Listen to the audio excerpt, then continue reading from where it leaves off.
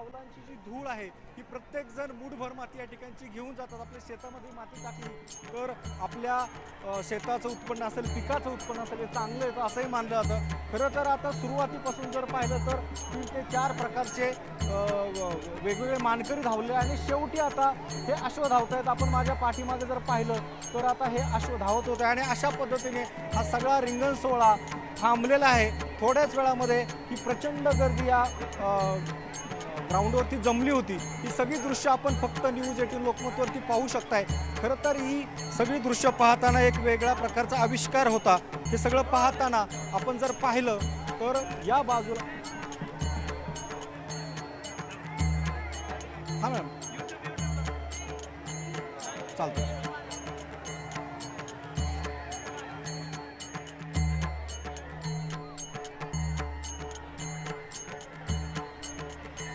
सोलापूर जिल्ह्यातल्या अकलूजमधलं किंवा सोलापुरातलं हे पहिलं संत तुकाराम महाराज पालखी सोहळ्यातलं हे पहिलं गोल रिंगण आणि मानाचे अश्व धावतायत आपण बघितलं.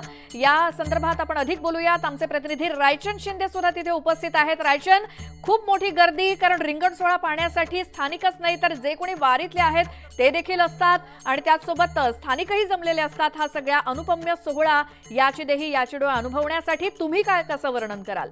सुरुवातीला जर पाहिलं तर झेंडेकरी धावलेत, त्यानंतर विनेकरी धावलेत, त्यानंतर टाळकरी धावलेत आणि त्यानंतर आता शेवटी आपण जर पाहतोय तर आता अश्व धावत आहेत. तुकोबांचे मानाचे जे अश्व आहेत ते धावत आहेत या ग्राउंडवरती.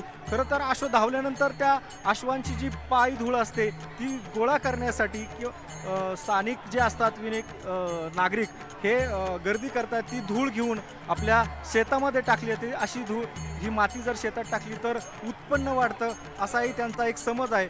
या दृष्टीने जर आपण पाहिलं तर या ठिकाणी आता हा रिंगण सोहळा शेवटच्या टप्प्यात आहे. शेवटची दौड जी होती ती दोन्ही अश्वांनी मारलेली आहे आणि अशा पद्धतीने अकलूजचा म्हणजे सोलापूर जिल्ह्यातला पहिला रिंगण सोहळा आता पार पडलेला आहे. खरं तर सोलापूरमध्ये पुण्यातून जी पालखी होती ती आता सोलापूरमध्ये आली आणि या ठिकाणी आल्यानंतर या ठिकाणी हा रिंगण सोहळा संपलेला आहे. आज दिवसभर या ठिकाणी हा सोहळा ही पालखी याच ठिकाणी थांबणार आहे.